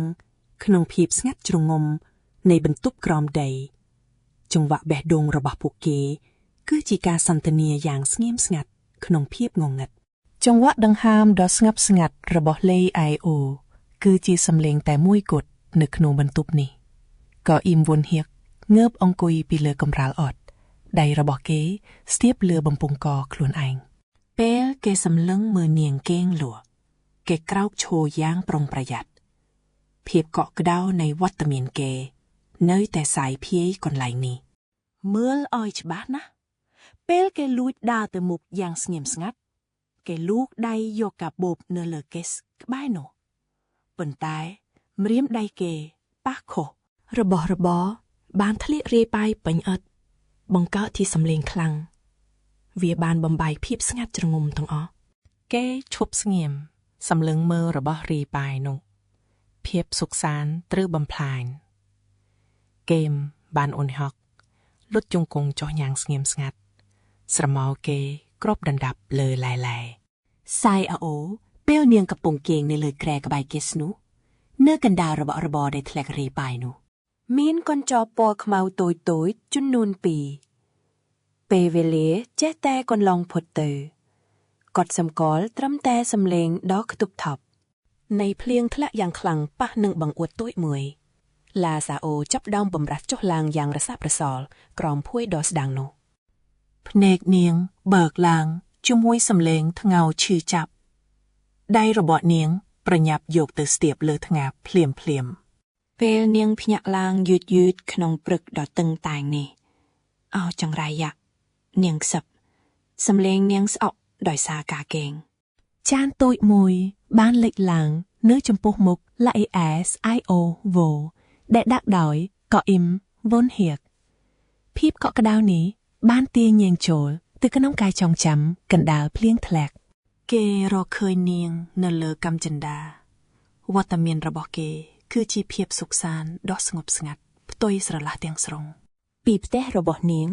ដែលម្ដាយនាងកំពុងតែរៀបចំវ៉ាលេសឲ្យនាងយ៉ាងណាមិញនាងមានផ្ទះមិត្តភ័ក្តិដើម្បីស្នាក់នៅហើយម្ដាយនៅតែបង្ខំទោះប្អូនស្រីហាមឃាត់នាងមិនបានប្រាប់ថានាងនឹងចាកចេញសំឡេងទាំងនេះបន្លឺក្នុងចិត្តនាងនៅក្នុងបន្ទប់ក្រោមដីដ៏ក្តៅស្អ៊ូស្អាប់នេះការយកចិត្តទុកដាក់របស់គេពិតជាកក់ក្តៅជាងផ្ទះនៃនាងបោះបង់ចោលការចងចាំនៅតែបន្តសំឡេងម្ដាយនាងពោពេញដោយការព្រួយបារម្ភคล้ายពេលគាត់រៀបចំវ៉ាលីឲ្យនាងដើម្បីឲ្យស្អែអូវូស្នាក់នៅផ្ទះមិត្តភ័ក្តិអូនស្រីនាងសម្លឹងមើលពីតុរៀនទាំងការពិតដ៏ធ្ងន់ធ្ងរកំពុងសង្កាត់ក្នុងគំនិត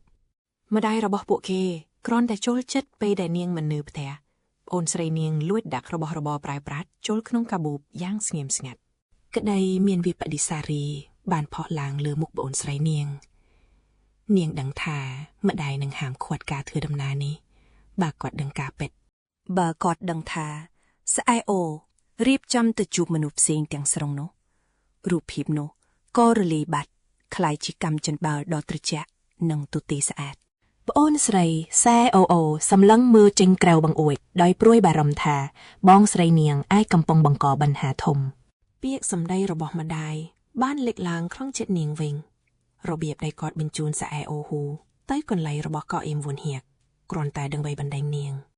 ដោយក្តីធុញថប់នាងព្យាយាមខលទូរស័ព្ទប៉ុន្តែទូរស័ព្ទបិទហេតុអ្វីពេលនេះទៅវិញពេលវេលានេះធ្វើឲ្យនាងសង្ស័យខ្លាំងណាស់ឈរក្រោមភ្លៀងធ្លាក់នាងនៅតែបន្តទេទៅលេខនោះ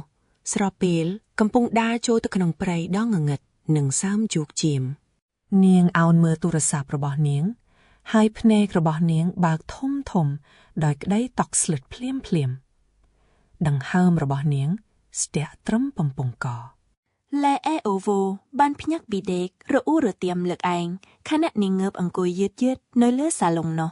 ព្រឹកហើយមែនទេសំណួរនេះអណ្ដែតឡើងក្នុងបរិយាកាសស្អ៊ូស្អាប់នេះហើយជាសុពិនអាក្រក់ភ្នែកនាងបើកឡើងបរិយាកាសដ៏គួរឲ្យខ្លាចលេចចេញយ៉ាងច្បាស់នាងនៅម្នាក់ឯង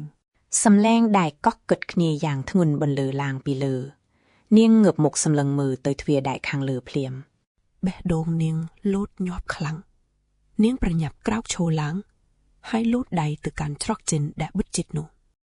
ក្តីភ័យខ្លាចដ៏ត្រជាក់លូនចូលពេញខ្លួនវាដូចគ្នាទាំងស្រុងនាងខ្សឹបទាំងសំឡេងញញគីមវុនហៀកសំឡេងខ្សឹបដ៏ស្រាលរបស់នាង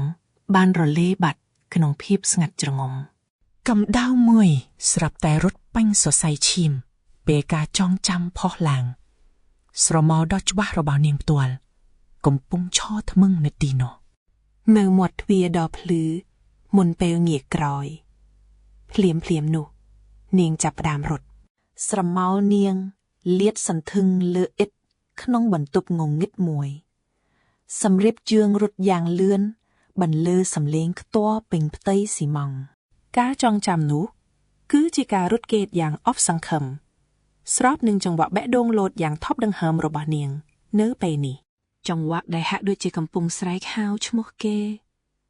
ពួកយើងចាំមើលទាំងអស់គ្នាទ្វារដ៏ធ្ងន់នោះក៏របើកឡើងលីស៊ូវូដើរចូលទៅកាន់បន្ទប់មួយទៀតដែលភ្លឺជាងតែនៅតែស្ងាត់ជ្រងំកម្ដៅចម្លែកមួយរត់កាត់ខ្លួននាង ក្តីបារម្ភពុះកញ្ជ្រោលក្នុងសរសៃឈាមគេក៏មិននៅទីនេះដែរនាងសម្លឹងមើលទៅច្រករបៀងដ៏ធំវឹងវើយដែលលាតសន្ធឹងចូលទៅក្នុងភាពងងឹតដ៏គួរឲ្យខ្លាចឈរនៅមាត់ទ្វាររាងកាយតូចរលឹងតនឹងភាពតទេសាទដ៏ធំធេងនាងឧទានសួរខ្លួនឯងថាតើគេទៅណាឲ្យប្រកាសបេះដូងនាងលោតទម្លុះភាពស្ងាត់ជ្រងំការស្វែងរកមនុស្សម្នាក់ទៀតយ៉ាងស្លិនស្លោក្នុងភាពស្ងៀមស្ងាត់ដ៏ថប់ដង្ហើមនៅតុអាហារពេលព្រឹកឪពុកនាងសួរថាតើនាងគេងមិនលក់មែនទេយប់មិញនាងឆ្លើយតបតិចតិចថាពិតមែនប៉ុន្តែម្ដាយនាងបែរជានិយាយថាគាត់គេងលក់ស្រួលណាស់ហើយប្រហែលមកពីក្មេងរំខានម្នាក់នោះមិននៅទៅមុខក្នុងផ្ទះទៀតគាត់ប្រាប់ឲ្យឆយគួនទៅស្នាក់នៅផ្ទះមិត្តភ័ក្តិឲ្យបានញឹកញាប់ជាងនេះសំលេងចានក៏បន្លឺឡើងឆយគួនដាក់ចង្កឹះចុះភ្លាមនាងអស់ចំណង់អាហារតែម្ដងពេលនាងក្រោកដើរទៅសាលាម្ដាយក៏ស្រែកហៅថានឹងធ្វើម្ហូបដែលនាងចូលចិត្តឲ្យហើយថែមទាំងផ្ដាំប្រាប់ឲ្យប្រយ័ត្នភ្លៀងធ្លាក់ខ្លាំងផងដែរទ្វារមុខបិទលន់សូយ៉ាងខ្លាំងសំឡេងដំណក់ភ្លៀងធ្លាក់គ្របដណ្ដប់បរិយាកាសខណៈលីស៊ូវូដើរតាមផ្លូវដ៏ស្ងាត់ជ្រងំទឹកមុខនាងមើលទៅស្រអាប់នាងក្រឡេកមើលអាគារមានរបងធំមួយមុនពេលបន្តដំណើរទៅមុខទៀតទីក្រុងទាំងមូលប្រែជាពណ៌ប្រភ័យជុំវិញនាងក្រោយមកនៅក្នុងជំលើកក្រោមដីដ៏ងងឹតនាងអង្គុយអោបជង្គង់នៅលើសាឡុងនាងអង្គុយអោបជង្គង់ជាប់ដើមទ្រូងការពិតដ៏គួរឲ្យព្រឺខ្លាចមួយបានលូនចូលមកក្នុងខួរក្បាលគីមវ៉ាន់ញឹកបាត់ទៅហើយតើគេទុកនាងចោលមែនទេនាងគិតក្នុងចិត្តបេះដូងនាងលោតញាប់ខ្លាំងតែទ្វារនៅតែខូចដដាលក្តីអស់សង្ឃឹមមួយរលកទៀតវាយលុកចូលមកពេលនាងដឹងច្បាស់ថាទូរស័ព្ទគ្មានសេវាសោះនាងជាប់នៅទីនេះម្នាក់ឯងតែចាំមើលសិនក្តីសង្ឃឹមតូចមួយក៏លេចឡើងក្នុងចិត្តលីស៊ូវូតំបន់ផ្ទះនាងគឺនៅខាងក្រៅនេះឯងប្រកាសណាស់ពេលគ្រួសារឬមិត្តភ័ក្តិដឹងថានាងបាត់ខ្លួនពួកគេច្បាស់ជារកនាងឃើញតែភាពកក់ក្ដៅនោះក៏រលាបាត់ជំនួសមកវិញនៅកាយចងចាំដ៏ត្រជាក់យូរលង់ដែលគ្មាននរណាខ្វល់ដូចខ្មោចក្នុងជីវិតខ្លួនឯងពួកគេធ្វើដូចជានាងគ្មានវត្តមាននៅទីនោះអញ្ចឹងការពិតដ៏ឈឺចាប់នេះគ្រប់ដណ្ដប់ពេញបរិយាកាសដ៏ស្ងាត់ជ្រងំនៃជំរកក្រោមដីតើមានអ្នកណានឹងចំណាយពេលមករកនាងទៅកម្ដៅនៃភាពអស់សង្ឃឹមមួយទៀតពោះកញ្ជ្រោលពេញខ្លួនជីវិតនាងពឹងឯកលើមនុស្សតែម្នាក់គត់គំនិតដ៏គួរឲ្យខ្លាចមួយក៏ចាប់ដើមចាក់ឫសក្នុងខួរក្បាលចុះបើគីមវុនហျុកមិនត្រឡប់មកវិញទេនោះភាពស្ងាត់ជ្រងំដ៏សង្កត់សង្កិនវាយលុកលីស៊ូវូយ៉ាងខ្លាំងទាញយកស្រមោលអតីតកាលដ៏ឯកោមកវិញពាក្យនេះបន្លឺខ្ទាល់ឡើងនៅក្នុងភាពងងឹតស្រាប់តែសំឡេងទឹកតក់តក់កាត់ផ្ដាច់ភាពស្ងាត់ជ្រងំនាងងើបមុខឡើងភ្លាមគីមវ៉ុនយោកឈរនៅក្បែរច្រកចូលទៅទឹកជោកដោយសារទឹកភ្លៀងហើយដៃកាន់ប្រអប់កេះមួយភាពកក់ក្ដៅដ៏គួរឲ្យវិលមុខរត់ពេញរាងកាយបណ្ដេញភាពភ័យខ្លាចចេញបេះដូងដែលធ្លាប់លោតព្រោះភាពភ័យខ្លាចពេលនេះបែរជាលោតញាប់ក្នុងចង្វាក់មួយផ្សេងទៀតពេលឈ្មោះគេរបួតចេញពីមាត់នាងគីមវ៉ុនយុកគេគ្រាន់តែឈរសម្លឹងមើលនាងកែវភ្នែកដ៏ខ្មៅងងឹតសម្លឹងយ៉ាងមុតស្រួយបរិយាកាសរវាងពួកគេចាប់ដើមតានតឹងប្រអប់កេះនោះធ្លាក់ទៅលើឥដ្ឋលន់ស៊ូយ៉ាងផាំងមុនពេលលីស៊ូវូអាចធ្វើអ្វីបានគីមវ៉ុនយុកឈានជើងចូលទៅក្បែរនាងភ្លាមគេយកបាតដៃទៅស្ទាបថ្ងាសនាងយ៉ាងថ្នមថ្នមការប៉ះពាល់របស់គេបញ្ជូនចរន្តកម្ដៅចូលពេញខ្លួននាងដកដង្ហើមស្ទើរមិនដល់ភ្នែកបើកធំធំសម្លឹងទៅកាន់ភ្នែករបស់គេនាងអត់មានគ្រុនក្ដៅទេគេខ្សឹបតិចតិចសំឡេងរបស់គេលួនរងំយ៉ាងជ្រៅមួយរំពេចនោះគេក៏ទាញនាងមកអបយ៉ាងណែនពួកយើងដឹងហើយថាមានរឿងអ្វីបន្តគេអបនាងជាប់នឹងដើមទ្រូងឯពិភពលោកជុំវិញខ្លួនក៏រលាយបាត់សូន្យផ្លាស់ប្ដូរទៅកាន់ថ្នាក់រៀនដ៏ភ្លឺស្វាង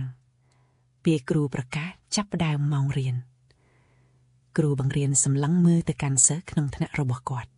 กระแสพเนกอดสำลังจอมตอกตะเตมวยต้าวซูวูเนอแต่มันตวนหมอกเตียดเมียนเตปุเยิงจับประดามเฮ้ยนิ่งซัวตะกันถนัดเรียนดอสงักจุรงมมวยกึดมวยสันตุนิ่งก็เงียกสำลังตะรอกสัสรีมันเตียดจีโอนต้าวอ่างดังเตถ้าเฮ็ดเอาไว้ไหลแอนใส่โอมันเมา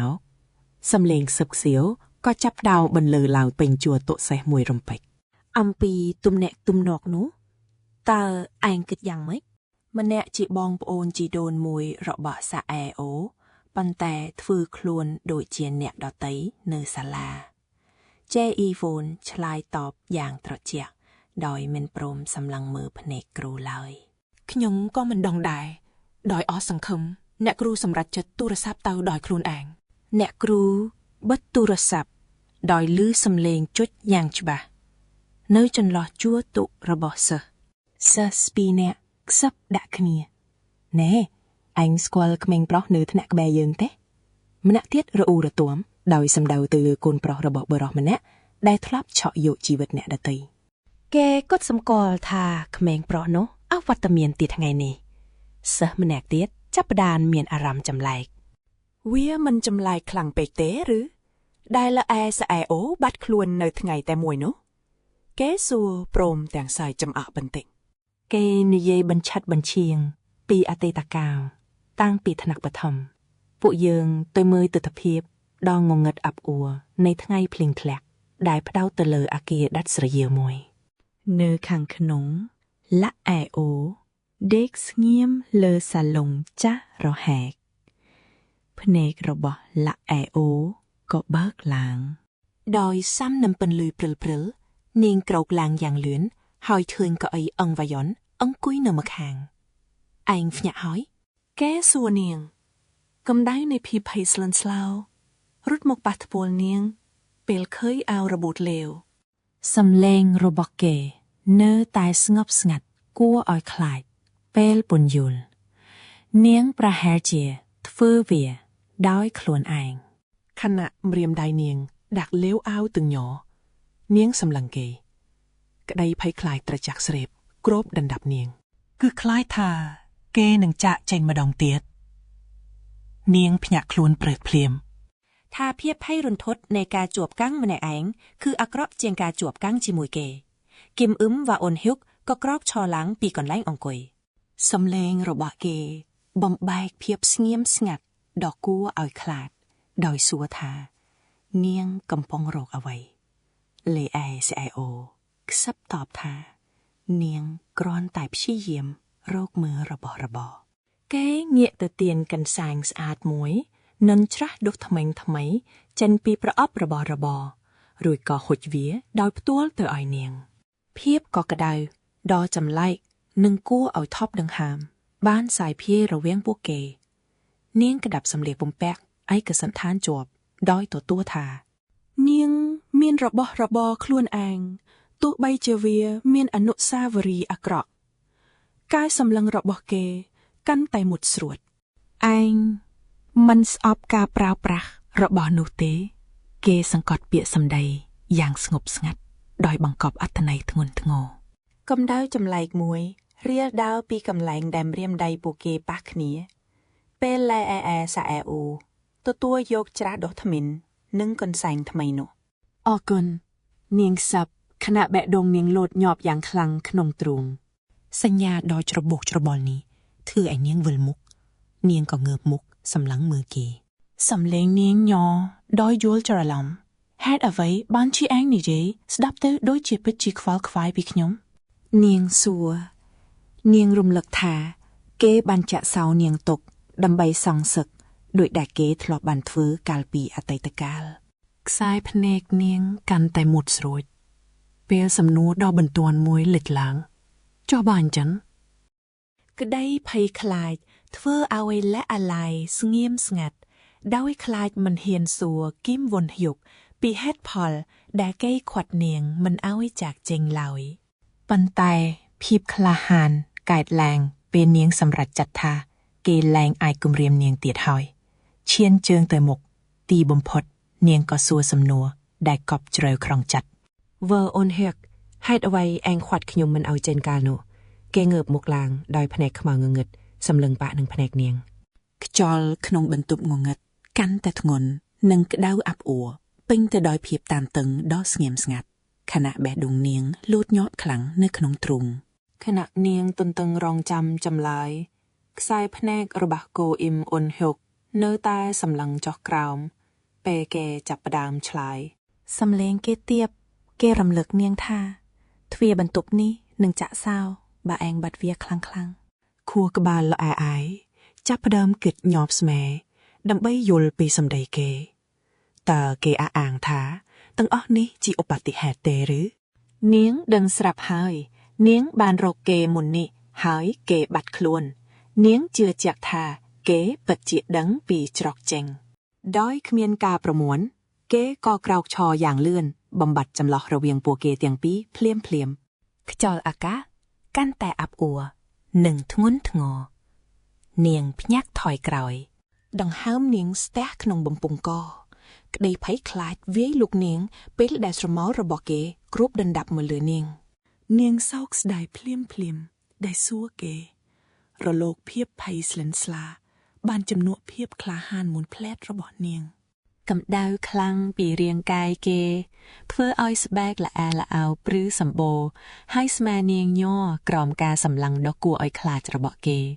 ពេលភាពតានតឹងស្ទើរតែទ្រាំលែងបានគេក៏ងាកក្រោយហើយដើរចេញយ៉ាងលឿនគេប្រាប់នាងថាគេមិនដែលចេញទៅក្រៅទេและឯងសម្លឹងមើលតាមគេទាំងស្រឡំកាំងឯងមិនបានចេញទៅក្រៅនាងសួរដោយសំឡេងញ័រតិចគេទំលាយថាគេគ្រាន់តែទៅយករបស់ញ៉ាំគេអង្គុយចុះទាញយកអាហារកំប៉ុងហុចឲ្យនាងខណៈខួរក្បាលនាងវិលវល់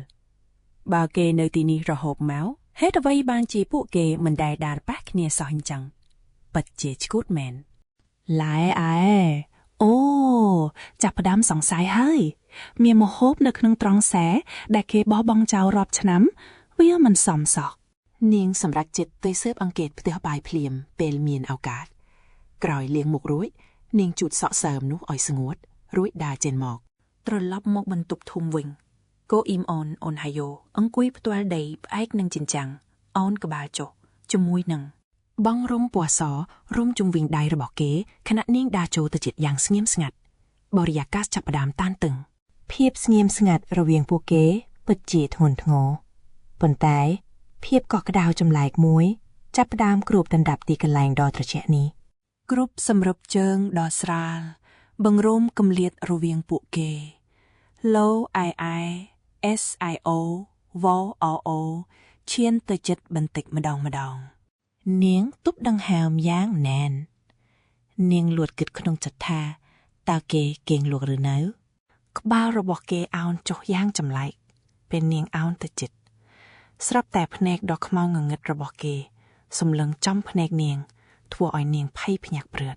គម្លាតរវាងពួកគេរលាបាក់សូនបរិយាកាសចាប់ដើមក្តៅកគុកធ្វើឲ្យបេះដូងនាងលូតញាប់ខុសចង្វាក់ស្ទើរឃ្លាចេញក្រៅគេហាក់ដូចជាលងលក់ម្ដងទៀតហើយភាពក្លាហានថ្មីមួយក៏ផុសឡើងនេះគឺជាឱកាសរបស់នាងហើយនាងដើររំលងគេយ៉ាងស្ងាត់ស្ងៀមដោយតាំងចិត្តត្រូវតែរកឲ្យឃើញការពិតអំពីប្រភពអាហារដ៏អថកំបាំងនេះពេលល្អឯអូ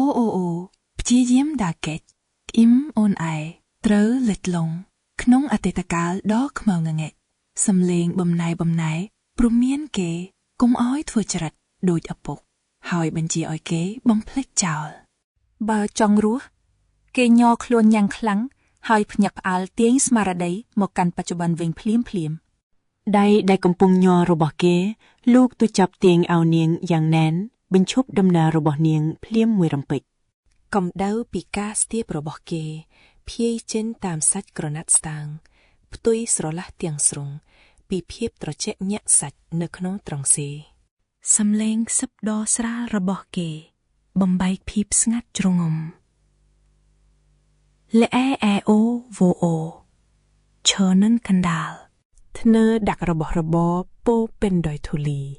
ភ្នែកសម្លឹងមើលអាហារបំរុងនាងចាប់យកកំប៉ុងមួយត្រឡប់វាមើលផ្នែកខាងក្រោមកាលបរិច្ឆេទនេះចាស់ណាស់វាផុតកំណត់រាប់ឆ្នាំបាត់ទៅហើយ ខួរក្បាលនាងគិតញាប់ស្មែនឹកឃើញដល់ម្ហូបស្រស់ៗដែលការធ្លាប់ឲ្យនាងភាពផ្ទុយគ្នានេះធ្វើឲ្យនាងទន់ដៃរបួសកំប៉ុងនោះធ្លាក់ចុះមកលន់ស្នូរមៀលលើបេតុងនាងសម្លឹងមើលវារហូតតតាវាឈប់តាគេពិតជាចេញទៅខាងក្រៅមែនទេភ្នែកនាងសម្លឹងទៅកាន់ទ្វារត្រង់សែដកបិទជិតនិងខូចខាតនោះវាជារឿងដែលមិនអាចទៅរួចទេសំណួរដ៏គួរឲ្យព្រឺក្បាលផុសឡើងអ្នកនិងខ្ញុំកំពុងគិតដូចគ្នាតើគេចេញទៅក្រៅតាមរបៀបណាការចងចាំពីកៅអីអូមអះអូលេចឡើងសំឡេងរបស់គេនិយាយពីកន្លែងដែលចាក់សបន្ទប់ពណ៌ខៀវពន្លឺនៃក្តីសង្ឃឹមឆេះឡើងក្នុងចិត្តและไอโอវ៉ាអូអូចុះបើវាជាច្រកចេញមួយទៀតនោះការគិតនេះជិបចំទៅនឹងស្បែកជើងសមរបស់គេពេលត្រឡប់មកវិញឬមួយក៏មានទឹកនៅខាងក្រោយទ្វារនេះនាងផ្អឹបត្រជាក់នឹងដៃដ៏ត្រជាក់នោះបេះដូងលោតញាប់ដោយក្តីភ័យខ្លាចលាយឡំជាមួយនឹងការទន្ទឹងរង់ចាំយ៉ាងអន្ទះសាកម្ដៅចម្លែកមួយរាលដាលពេញខ្លួនខណៈនាងប្រឹងប្រមូលអារម្មណ៍ស្ដាប់ស្រាប់តែមានស្នូទង្គិចយ៉ាងខ្លាំងលាន់ឮចេញពីម្ខាងទៀតធ្វើឲ្យភ្នែកនាងបើកធំៗដោយការភ្ញាក់អើលបេះដូងលោតទង្គិចឈឹងជំនីស្ទើរតែធ្លាយទេសំឡេងនេះមិនមែនចេញពីទ្វារដែលនាងកំពុងប៉ះនោះទេនាងងើបមុខសម្លឹងឡើងលើតាមរកប្រភពសំឡេងនោះភ្លាមវាជាទ្វាររាងជារង្វង់ដ៏ធំសម្បើមមួយកប់ជ្រៅក្នុងជ្រុងងងឹតនៃត្រង់សេអារម្មណ៍រំភើបនិងភ័យខ្លាចរត់ព្រិលពេញរាងកាយនាងរលកកម្ដៅបានលុបបំបាត់ភាពភ័យខ្លាចរបស់នាងសំណួរថាអ្នកណានៅម្ខាងទៀតត្រូវបានលុបចោលភ្លាមដោយក្តីសង្ឃឹមតែមួយគត់សង្ឃឹមចង់រស់នាងប្រញាប់ប្រញាល់ទាញស្បែកជើងមួយគូមកពាក់យ៉ាងលឿនក្នុងខួរក្បាលនាងគិតតែម្យ៉ាងប៉ុណ្ណោះមិនខ្វល់ថាជាអ្នកណាទេសំខាន់នាងអាចចិនពីទីនេះបានហើយទឹកភ្នែកសប្បាយចិត្តស្រក់ចុះពីភ្នែករបស់ឡាពេលនាងរត់សម្ដែងទៅចន្ទើសេរីភាពគៀកបង្កើទៅហើយប៉ុន្តែមិនទាន់ទាំងឈានជើងផងចាំមើលណាអ្វីប្រែប្រួលហើយមានដៃមួយចាប់ទាញដើមដៃនាងយ៉ាងខ្លាំងធ្វើឲ្យនាងខ្ទាតទៅបុកនឹងដើមទ្រូងរបស់កអ៊ីមអូនឯហើយអូដៃទាំងសងខាងរបស់គេអបនាងយ៉ាងណែនស្ទើរថប់ដង្ហើមកម្ដៅពីដងខ្លួនគេគឺក្ដៅគគុកនឹងធ្វើឲ្យថប់អារម្មណ៍បំផុតដៃគេខ្ទប់មាត់នាងចិត្តខណៈគេផ្អឹបមុខនឹងស្មានាងសំឡេងខ្សឹបដ៏រអាក់រអួលរបស់គេពោពេញដោយភាពឈឺចាប់គេអង្វរនាងថាកុំចេញទៅក្រៅអីក្តីសង្ឃឹមរបស់នាងរលាយបាត់សូន្យក្នុងបរិយាកាសដ៏ធ្ងន់ធ្ងរនេះបើអ្នកកំពុងស្ដាប់ដល់ចំណុចនេះអ្នកគឺជាមនុស្ស1%ដែលទស្សនាដល់ចប់ការធ្វើវីដេអូសង្ខេបរឿងនេះមិនមែនងាយស្រួលទេវាដូចជារត់ម៉ារ៉ាតុងអញ្ចឹងពួកយើងចំណាយពេលរាប់ម៉ោងកាត់តសរសេរអត្ថបទអត់ងងុយរាល់យប់សម្រាប់វីដេអូរាល់វិនាទីដើម្បីធានាថា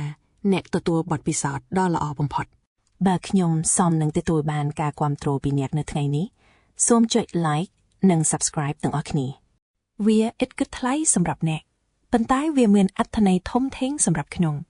សូមស្វាគមន៍មកកាន់គ្រួសារមកអានហៅអានវ៉ឥឡូវនេះត្រៀមខ្លួនទៅព្រោះភាគបន្ទាប់វានឹងកាន់តែឈ្ងុតលប់និងអស្ចារ្យជាងនេះទៅទៀត